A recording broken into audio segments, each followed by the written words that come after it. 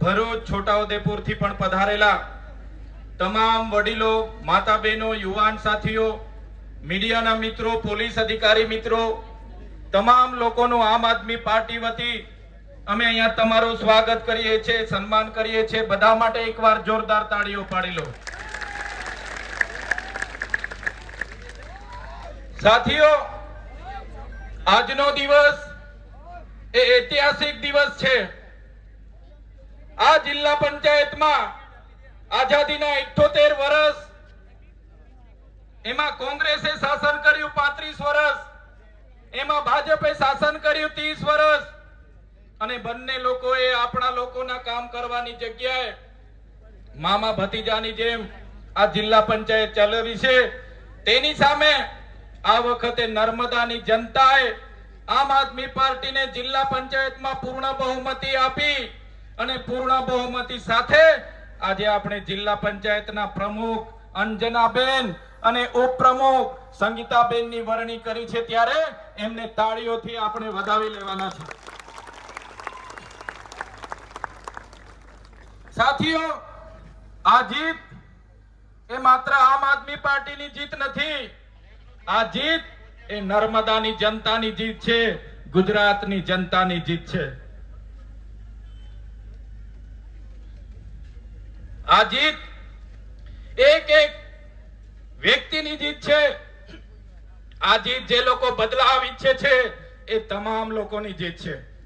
ત્યારે હું કહેવા માંગુ છું,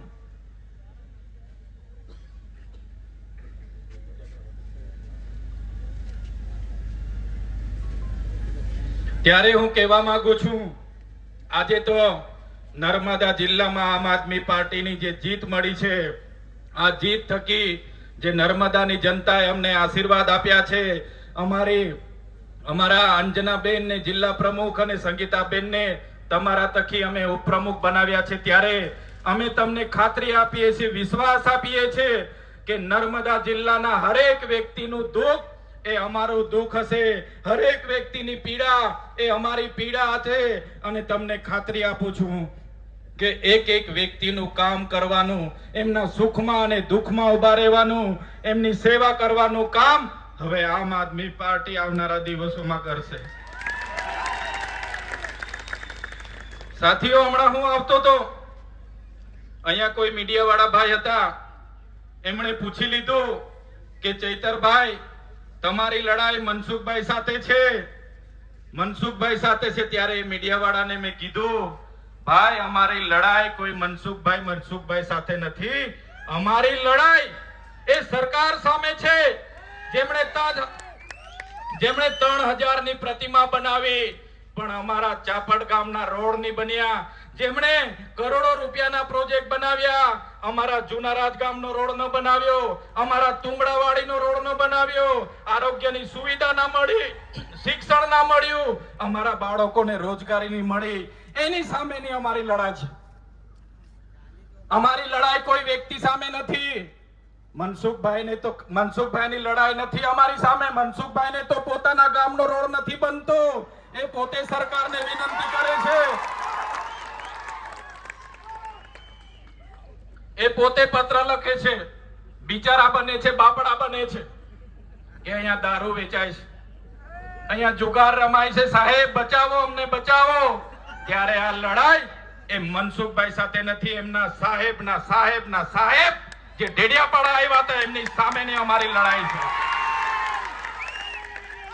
સાથીઓ, અમારું સપનું હતું, જો આ સરકારો આદિવાસીઓનો વિકાસ નહીં કરશે તો આદિવાસીઓનું સ્વશાસન લાવીશું। આજે મને કહેતા આનંદ થાય છે, જે રાજધાનીનું અમે સપનું જોઈને બેઠા હતા, એ કેવડિયા રાજધાનીમાં આજે આમ આદમી પાર્ટીની સરકાર અમે બનાવી છે।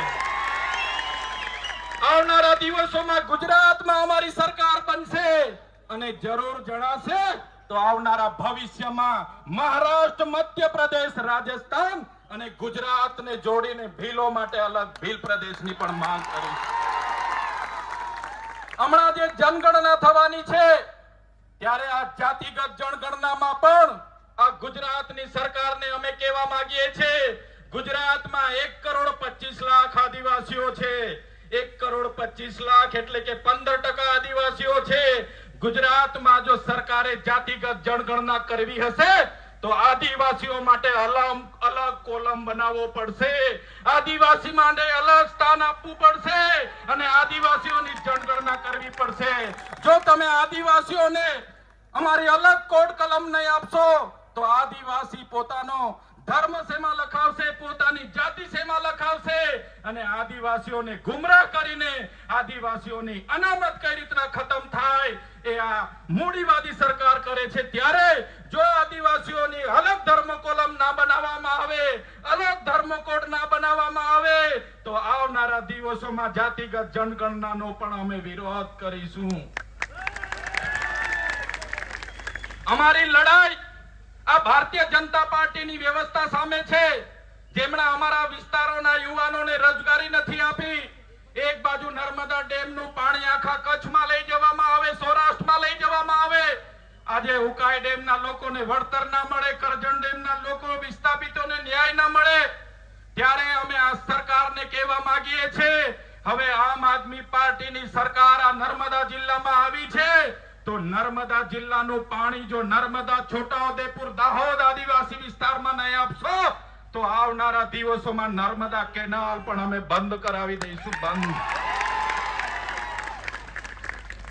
આ આદિવાસીની તાકાત છે કે નર્મદા જિલ્લા પંચાયતમાં સંપૂર્ણ બહુમતી આવી છે. ત્યારે આ ભાજપ સરકારને કહેવા માંગીએ છીએ, આ તાકાત એ આદિવાસી મૂળ નિવાસી છે, આ તાકાત એ મૂળ નિવાસીની છે અને આદિવાસી એ આદિવાસી છે. અમે વનવાસી નથી અને અમને વનવાસી સાબિત કરવાનો જે કોઈ લોકો પ્રયાસ કરતા હોય એમને પણ કહેવા માંગીએ છીએ, આ આદિવાસી અંગ્રેજો સામે નથી ઝૂક્યા, તમારી સામે પણ ઝૂકવાના નથી. પૂરી તાકાતથી અમે લડવાના છે. સાથીઓ, આઝાદીના 78 વર્ષ થઈ ગયા. આજે શિક્ષણ નથી. આ જિલ્લામાં 12,333 બાળકો કુપોષણથી પીડાય છે. ત્યારે દુનિયાની સૌથી ઊંચી પ્રતિમા બનાવી એનો અમને વાંધો નથી, મોટા મોટા કોરિડોર બનાવ્યા એનો વાંધો નથી, પણ આ વિસ્તારમાં અનુસૂચિત 5 લાગુ નથી કરી. ત્યારે હું તમને ખાતરી આપું છું, આ ગુજરાતની સરકાર પર અનુસૂચિત 5 લાગુ કરાવવા માટે, પૈસા 1 લાગુ કરાવવા માટે, આદિવાસીઓને જંગલની જમીન અપાવવા માટે, સિંચાઈનું પાણી અપાવવા માટે, શિક્ષણ અપાવવા માટે, આરોગ્ય અપાવવા માટે આમ આદમી પાર્ટી આગળ પણ લડી હતી અને આવનારા દિવસોમાં પણ લડવાની છે. ત્યારે વધારે વિશેષ નથી કહેતો. આપણા કેજરીવાલ સાહેબ અહીંયા આવેલા છે. અહીંયા હાજર રહેલા તમામ વડીલો, તમામ યુવાનો, માતાઓને મારે વિનંતી છે, અમારા જેટલા પણ લોકો ચૂંટાયેલા છે એમને આશીર્વાદ આપજો, એમને શક્તિ આપજો. સાથે હું પ્રકૃતિને પૂજા કરું છું, હું પ્રકૃતિને વિનંતી કરું છું, પ્રાર્થના કરું છું કે અમને એટલી શક્તિ આપજો કે આ વિસ્તારના લોકોના ન્યાય માટે લડીએ, એમની સેવાડાના વ્યક્તિના વિકાસ માટે કામ કરીએ, સેવા કરીએ. એટલી અમને શક્તિ આપે એવી પ્રાર્થના કરું છું. જે પણ વડીલો અહીંયા છે એમને પણ વિનંતી છે કે અમને આશીર્વાદ આપજો. તમારા આશીર્વાદ એ જ અમારી તાકાત છે. બધાનો ખૂબ ખૂબ આભાર, ધન્યવાદ. જય આદિવાસી, જય જોહાર. આમ આદમી પાર્ટીના રાષ્ટ્રીય સંયોજક અને દિલ્હીના પૂર્વ મુખ્યમંત્રી માનનીય શ્રી અરવિંદ કેજરીવાલજી આપણી વચ્ચે પધારી ચૂક્યા છે.